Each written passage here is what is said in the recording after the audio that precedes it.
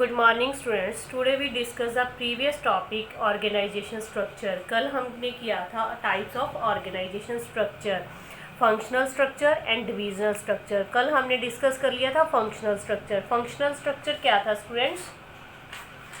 जिसमें पूरी whole enterprise को उसकी मेजर एक्टिविटीज़ के बेस पे डिवाइड कर दिया जाता है। But in the divisional structure, in the whole enterprise is divide according to the major product to be manufactured by it। कहने का मतलब जिस एंटरप्राइज में एक से ज़्यादा प्रोडक्ट प्रोड्यूस किए जाते हैं वहाँ पर डिविजनल स्ट्रक्चर को अप्लाई किया जाता है। ऐसा करने से हमें कई बेनिफिट्स मिलने लगते हैं। फर्स्ट बेनिफिट हमें क्या मिलता है? Development of divisional head. इसमें हर एक डिविजन्स का जो हेड है वो पूरे फंक्शंस को उस प्रोडक्ट से रिलेटेड सारे फंक्शंस को खुद ही लुक आफ्टर करता है, जिससे जैसे purchase, sale, advertisement, production, finance, ये सारी एक्टिविटीज़ उस मैनेजर हेड के द्वारा ही देखी जाती हैं, जिससे क्या होता है? डिविजनल हेड की स्किल की और डेवलपमेंट होने लगती है। सेकेंड है divisional result can be assess.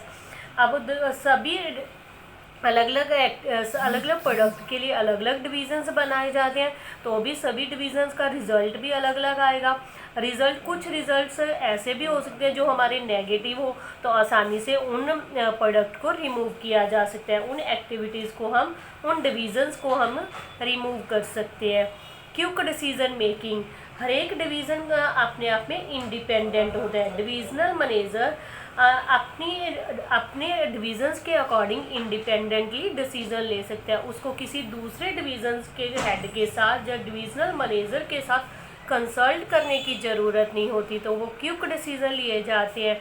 Easy expansion, मान लीजिए आप अपनी कंपनी में और ज़्यादा एक्सपेंशन या अपने एंटरप्राइज को एक्सपेंड करना चाहते हो, न्यू प्रोडक्ट लॉन्च करना चाहते हो, तो ईज़िली लॉन्च किया जा सकता है, क्योंकि आप उसके लिए अलग से डिवीज़न बनाएंगे और डिवीज़न बनाने विदाउट एनी डिस्टर्ब ऑफ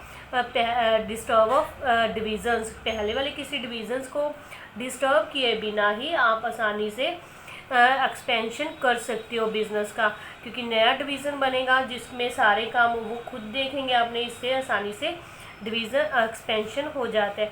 लेकिन डिविजनल स्ट्रक्चर की अपनी कुछ लिमिटेशंस भी हैं। फर्स्ट लिमिटेशन आती है कन्फ्लिक्ट बिटवीन डिविजनल हेड्स। जो डिविजनल हेड्स हैं, हर कोई अपने आप को सुपरमेसी इस्टेब्लिश करना चाहता है।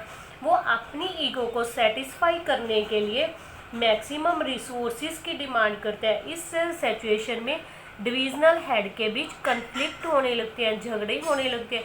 डुप्लीकेसी ऑफ फंक्शंस, हमने अभी बात की स्टूडेंट्स कि डिविजनल स्ट्रक्चर में क्या होता है? एक से ज़्यादा प्रोडक्ट प्रोड्यूस होते हैं और जितने प्रोडक्ट प्रोड्यूस होते हैं उतने डिविजन्स बनाए जाते हैं, उतनी एक्टिविटीज़ के लिए अलग अलग डिपार्टमेंट बनाए जाएंगे, तो ऑब्वियस है कि डुप्लीकेसी होनी श्योर है। क्यों? क्योंकि अगर आप पहला प्रोडक्ट प्रोड्यूस किया उसका आपने डिपार्टमेंट बनाए, प्रोडक्शन, परचेज, फाइनेंस, दूसरा प्रोडक्ट प्रोड्यूस कर रहे हो, जब उसका डिवीज़न कर रहे हो तो क्या है? उसके लिए production department, purchase department, sale department, ऐसे, तो डुप्लीकेसी ऑफ फंक्शंस होती है। Selfish attitude, every division tries to display better performance sometime even at the cost of other division. वो दूसरों के बजाय, दूसरे डिविजनल की बजाय वो अपने आप को बेटर परफॉर्मेंस दिखाने के लिए कई बार किसी भी कॉस्ट के ऊपर बेटर परफॉर्मेंस दिखाना चाहते हैं, जिसमें उसका सेल्फिश एटीट्यूड होता है, जिससे एक ऑर्गेनाइजेशन को काफ़ी लॉस होता है। यही वजह है कि ये इसकी लिमिटेशंस हैं। लेकिन इन लिमिटेशंस के होते हुए भी इसके एडवांटेज हैं। जहाँ पर एक से ज़्यादा प्रोडक्ट प्रोड्यूस किए जाते हैं वहाँ पर डिविजनल स्ट्रक्चर को अप्लाई किया जाता है।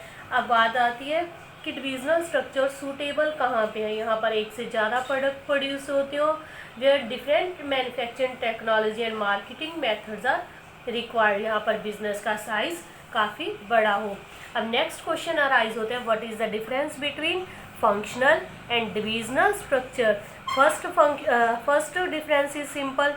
इसमें क्या होता है? एक प्रोडक्ट प्रोड्यूस होता है, इसमें एक से ज़्यादा प्रोडक्ट प्रोड्यूस होते हैं।